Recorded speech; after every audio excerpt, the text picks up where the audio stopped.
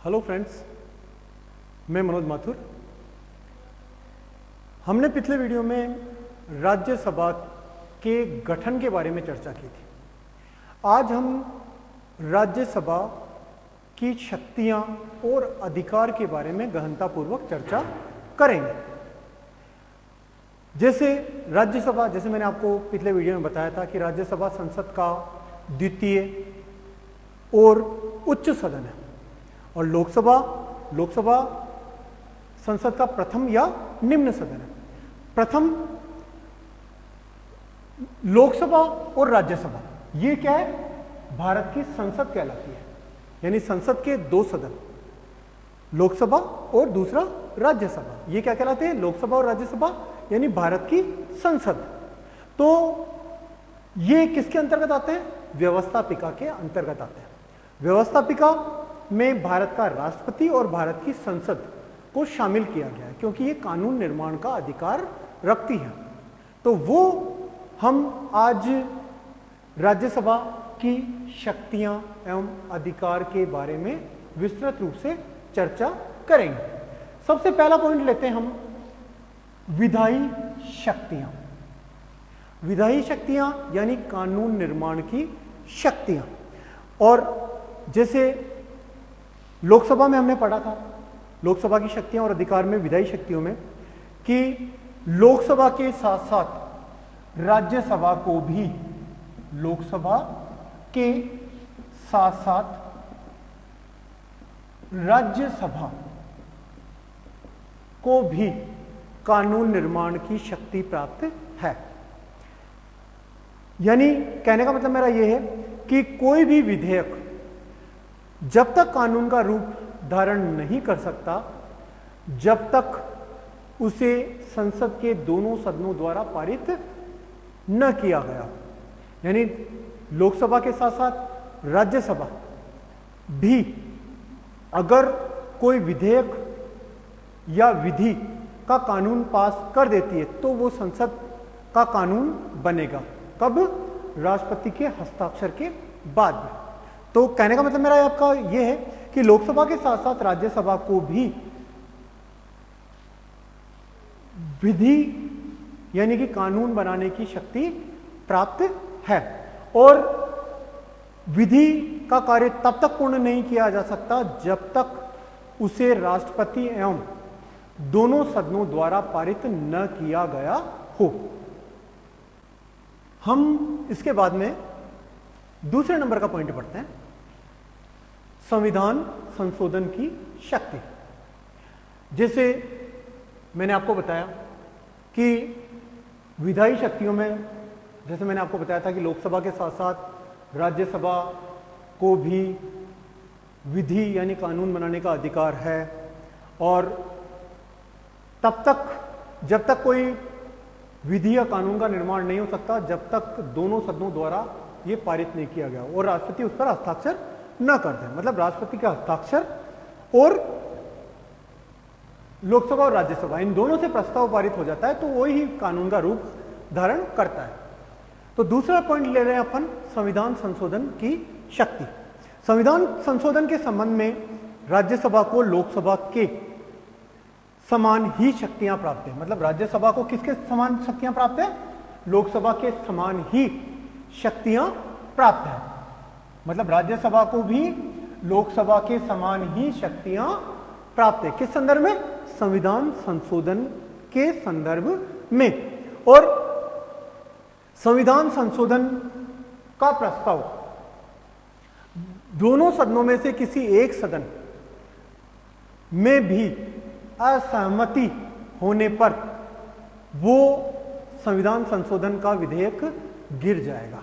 मतलब कहने का मतलब यह है कि दोनों सदनों की असहमति या किसी एक सदन की असहमति से संविधान संशोधन प्रस्ताव गिर जाएगा। यानी वो संविधान संशोधन प्रस्ताव पारित नहीं माना जाएगा। अगर लोकसभा उसको पारित कर दे लेकिन राज्यसभा में असहमति रहे तो क्या होगा? संविधान संशोधन का प्रस्ताव गिर जाएगा। इसी प्रकार तीसरा है वित्तीय शक्तियां।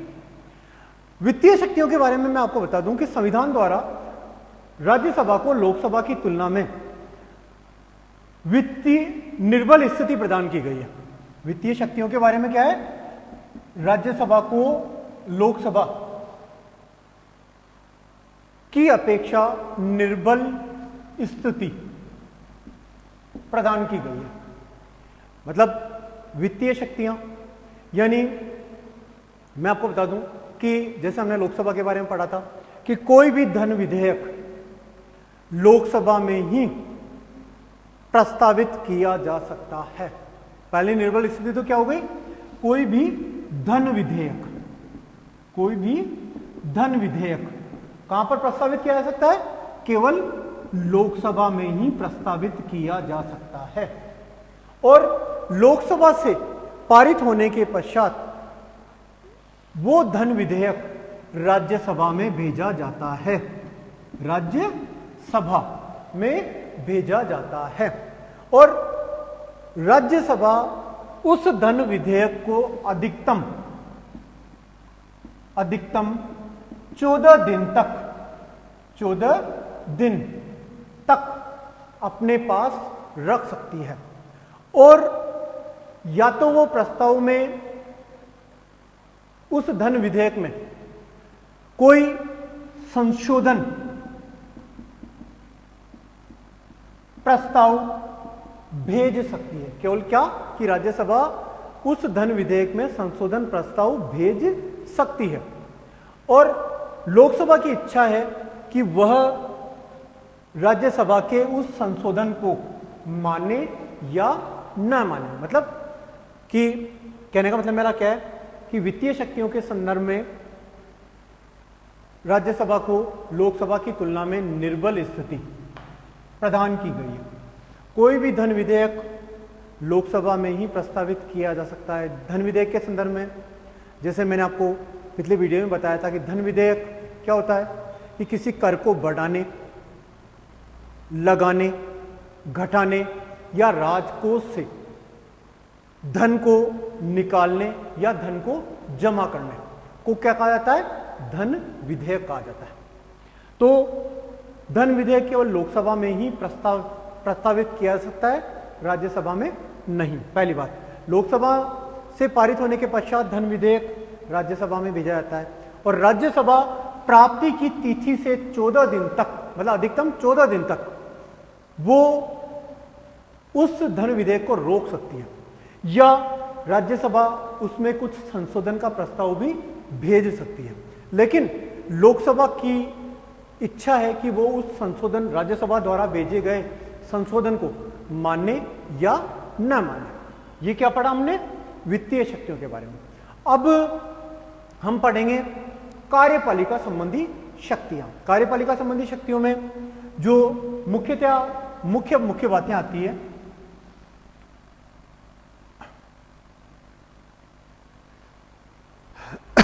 जो मुख्य बात आती है कि लोकसभा के सदस्य मंत्रियों से, लोकसभा के सदस्य मंत्रियों से प्रश्न पूछ सकते हैं। लोकसभा के सदस्य क्या, राज्यसभा के सदस्य मंत्रियों से प्रश्न पूछ सकते हैं या शासन कार्य की आलोचना करने का अधिकार भी राज्यसभा को प्राप्त है। शासन कार्यों की आलोचना करने का अधिकार भी राज्यसभा को प्राप्त है। लेकिन राज्यसभा की शक्तियां क्या है, सीमित है। राज्यसभा की शक्तियां क्या है, सीमित है।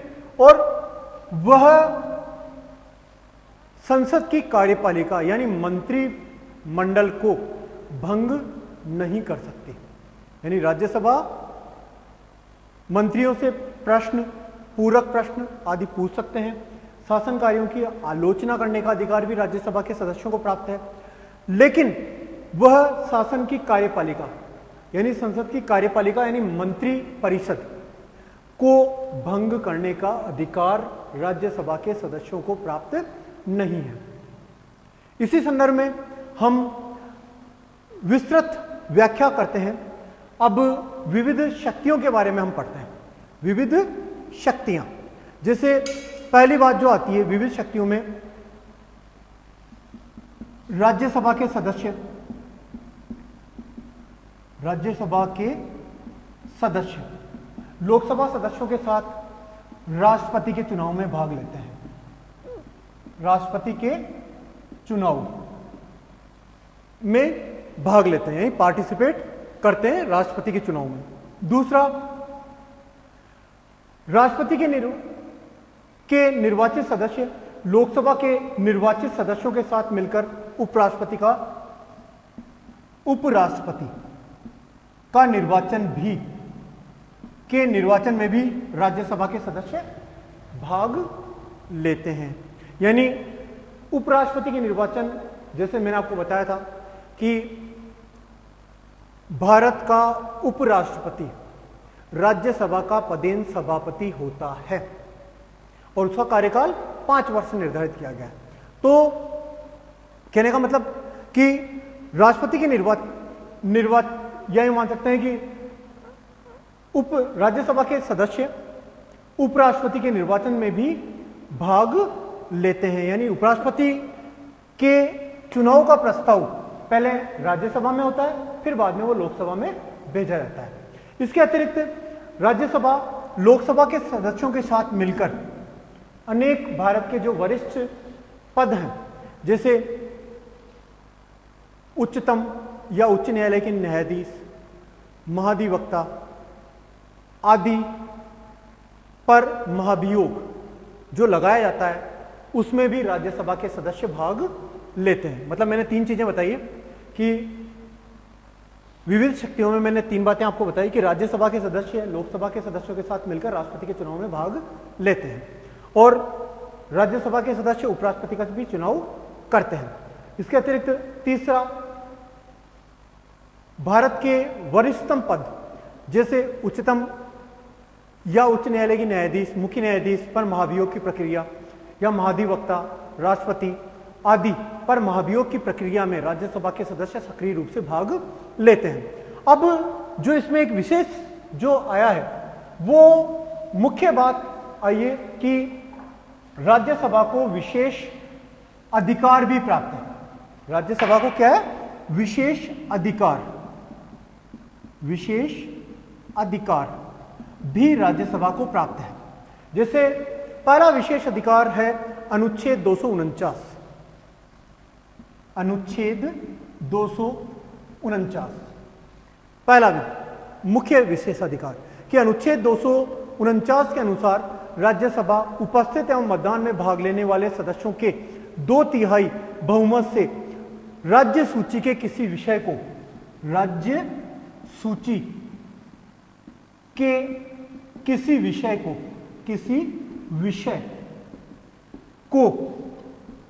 राष्ट्रीय महत्व का विषय घोषित कर सकते हैं।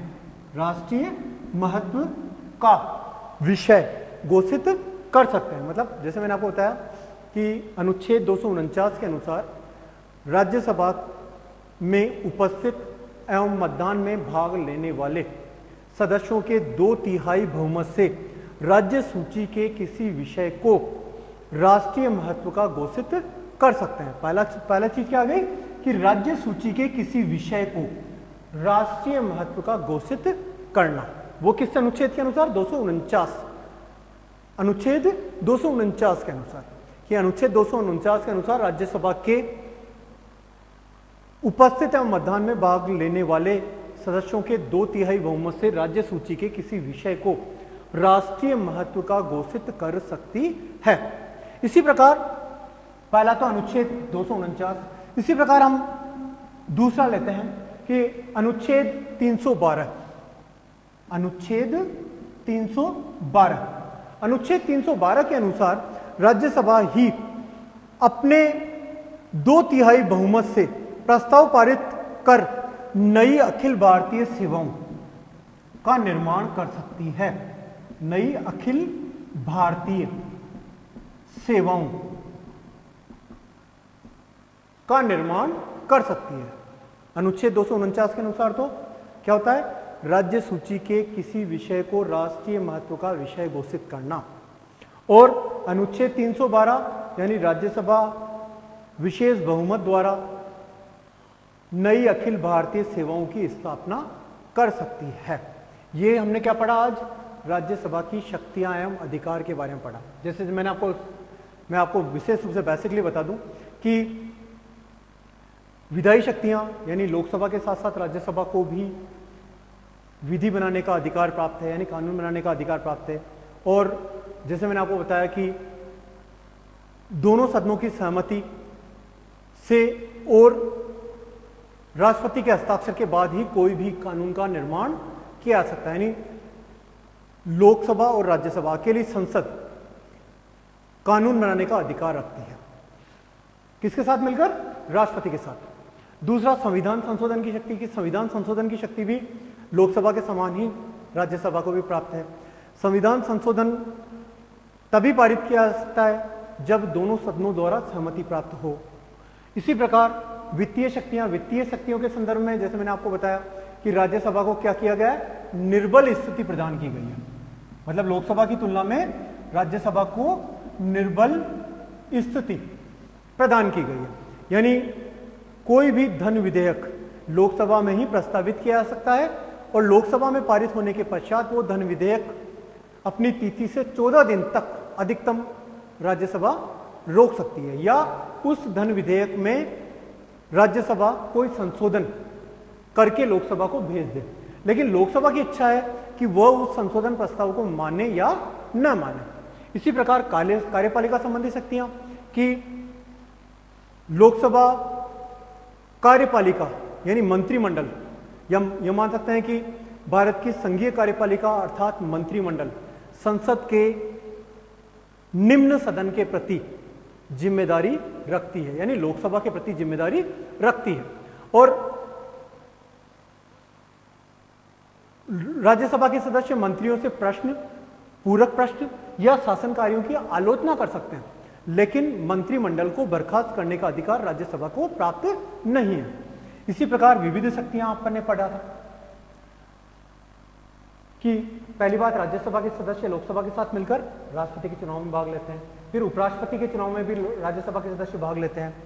इसी प्रकार विशेष अधिकार अनुच्छेद 249 यानी राज्य सूची के किसी विषय को राष्ट्रीय महत्व का घोषित करना, और अनुच्छेद 312 यानी नई अखिल भारतीय सेवाओं की स्थापना करना। यह हमने क्या पढ़ा आज? राज्यसभा की शक्तियां एवं अधिकार पढ़ा।